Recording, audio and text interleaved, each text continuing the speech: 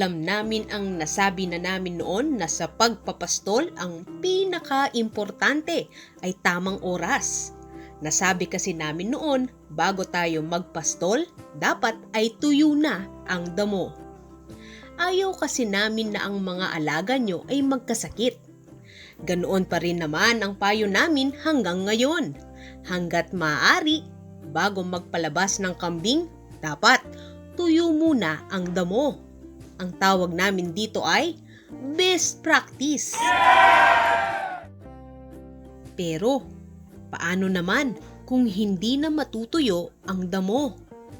O yung patuloy ang ulan na minsan ay umaabot ng 1 linggo at mahigit. Paano na ka-sideline? Magsasakate na lang ba tayo ng magsasakate? Paano na kung ang mga kambing mo ay nasa 100? Naku, kalahating toneladang damo yata ang kailangan sa ganoong bilang. Hindi na yata practical yun ka-sideline. Sa sideline.ph, hangad namin na bigyan kayo ng pinaka-praktikal na solusyon para patuloy ang inyong pag-asenso. Suportahan nyo rin kami sa Facebook na sideline.pinas, sa Shopee na Mangkay AgriVentures, at sa ating official Facebook group na Kamalig. Siyempre, ka-sideline, huwag din kakalimutan na mag-subscribe. At kung nakita nyong hindi epektibo ang mga binabahagi naming paraan, maiintindihan namin ang inyong pag-unsubscribe. Iyan ang garantiya namin.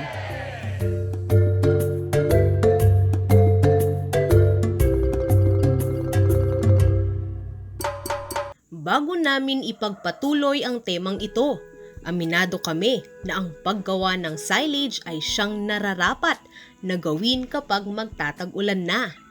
Ang problema dito ka-sideline, alam namin na tulad ninyo, wala pang cutting machine. Pansamantala, iwan muna natin ang best solution na silage making at pag-usapan muna natin paano magpastol kahit baha na sa paligid nyo.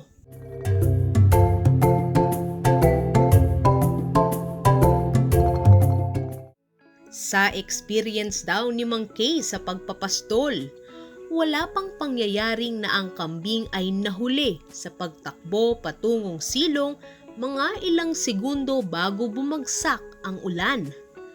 Mukhang may powers ata ang mga kambing at nalalaman nilang babagsak na ang ulan. Ibig sabihin ayaw ng kambing sa ulan, hindi ba?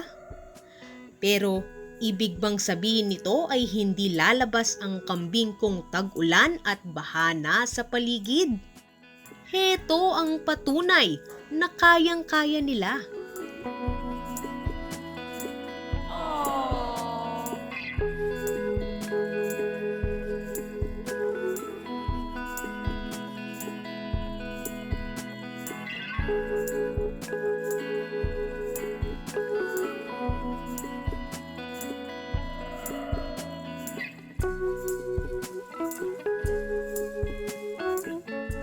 Napansin namin na ang kambing ay may kakayahang lumabas kapag medyo mahina na ang ulan at nagpapatuloy sa pagkain sa tumana.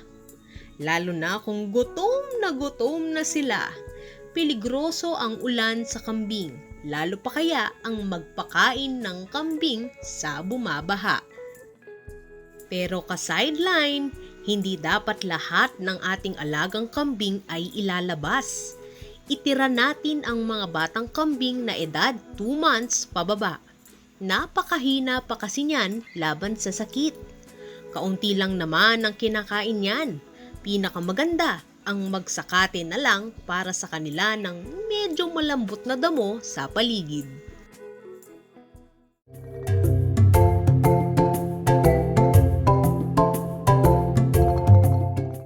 Ka-sideline, alam namin na napaka-peligroso ng magpakain ng kambing sa basang damo. lalong-lalo na ang nakalubog na damo.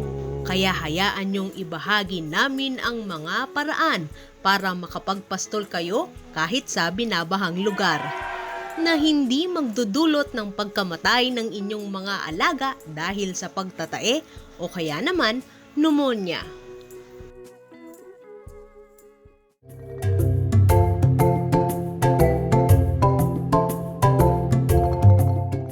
Ang pinakaunang sikreto na alam namin na baka nagsawa na kayo ng kakasabi namin ay ang pagde-deworm. Ang pagde-deworm kasi ang tunay na panlaban sa pagtatae at ang pagkamatay dahil sa pagtatae ay pinakamarami sa mga batang kambing. Simpleng paraan lang yan ka-sideline. Mag-deworm ng mga batang kambing na edad 5 months pababa ng madalas. Gaano kadalas? Monthly dapat. Ka-sideline, kung ayaw mong mag-deworm dahil medyo may kakulangan sa pera, pasensya na. Pero ang advice namin ay huwag magpapastol kung umaga, huwag magpapastol sa basang damuhan, at huwag na huwag din ilalabas ang kambing kung tag-ulan. Huwag isugal ang buhay ng inyong mga kambing. Kayo din ang matatalo sa bandang huli. Mamamatayan kayo ng marami.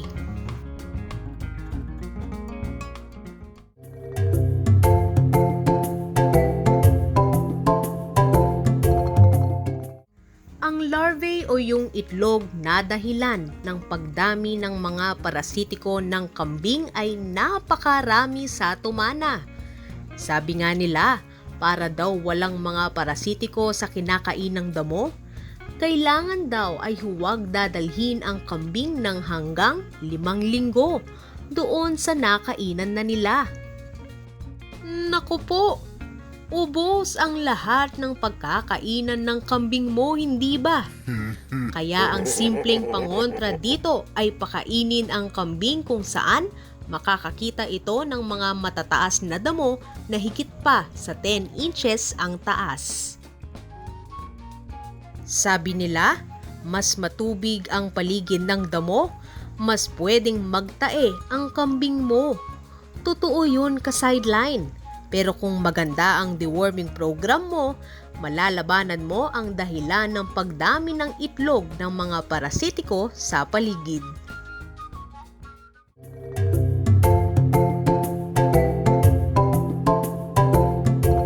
Ang pagtatae ay una mong makikita sa flooring ng inyong kulungan kapag umaga. Bisitahin ang inyong mga kambing at mag-walk around. Ang walk around ay paglakad sa kulungan ng kambing para tignan ang flooring kung may malambot o matubig na dumi ng kambing. Tignan din natin dapat ang mga likuran ng kambing kung may mga dumi kasi ang nagtataing kambing marurumi ang likurang bahagi ng likurang paa ng kambing o hock sa Ingles.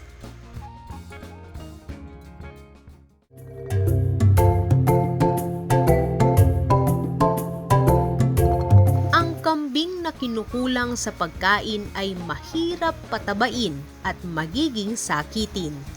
Mas matataba ang mga kambing natin, mas matibay sila sa sakit at mas madali silang gamutin. Kung umuulan at ayaw umuwi ng mga kambing, walang problema yan. Kung hindi sila umuuwi, ibig sabihin kaya nila ang ulan. Ipagpatuloy lang ang pagpapastol. 3 hanggang 4 na oras ang karaniwang tagal na kailangan para mabusog ng maigi ang mga kambing.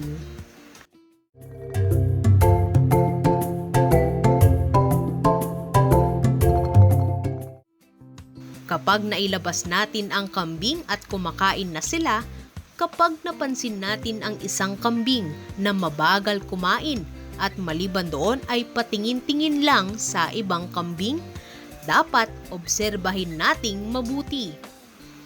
Ang kambing nakakaiba ang gawain katulad ng pagmasticate o pagmuya sa panahon na dapat ay kumakain na sila ay senyales ng karamdaman.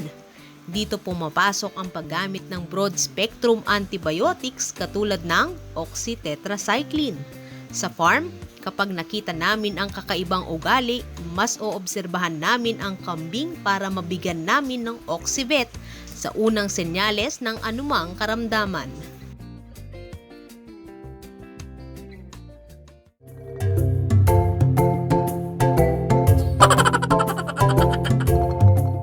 Kung galing tayo sa pastulan at basang-basa ang mga kambing, ang maiging panlaban sa lamig o sipon ay pagpunas ng katawan para maalis ang basa at matuyo ang balahibo.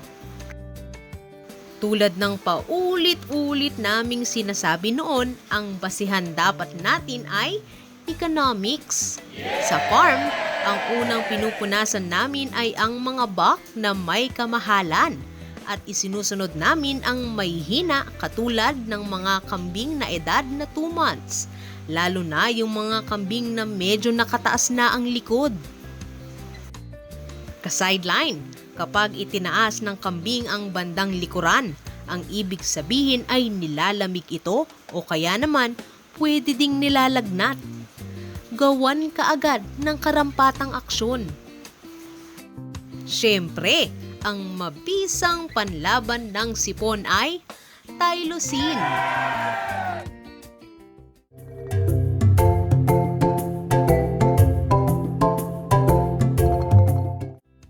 Ang malusog na kambing ay nakasalalay sa pagkain at kumpletong mga gamot. Mas nakakatipid tayo kung kumpleto tayo sa gamot kasi maiiwasan nating mamatay ang ating mga alaga. Ka-sideline, hindi lang bitamina ang kailangan para gumaling ang kambing. Hindi rin antibiotics lang ang kailangan. Dapat mayroon tayong mga vitamins, minerals, dewormers at antibiotics. Lahat ng yan dapat hawak natin kahit ano pang panahon. Ka-sideline, hindi pwedeng nakaratay na ang kambing natin at doon lang tayo bibili ng gamot. Ang link sa mga kailangang gamot ay ibinahagi namin sa description box sa baba.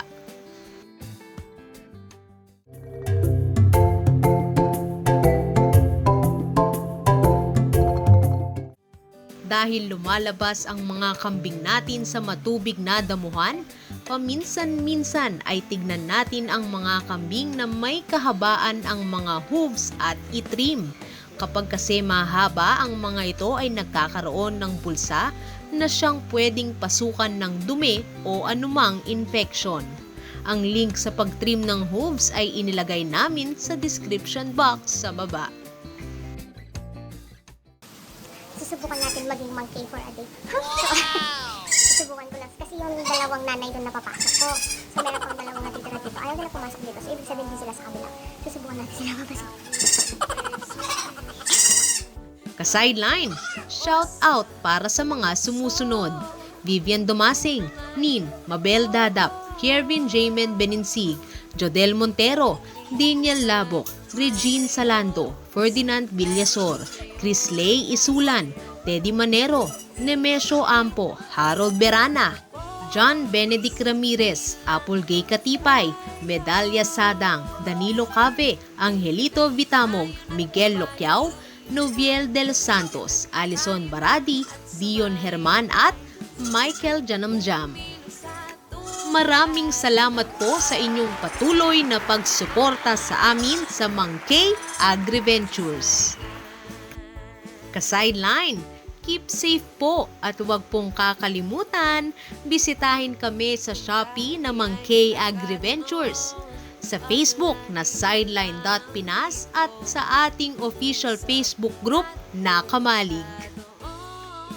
Ito po ang inyong lingkod na si Aga kasama si Mang Kay para sa sideline.ph. Kita-kits sa susunod na episodes ka Sideline. Wala, hindi ko kaya maging monkey.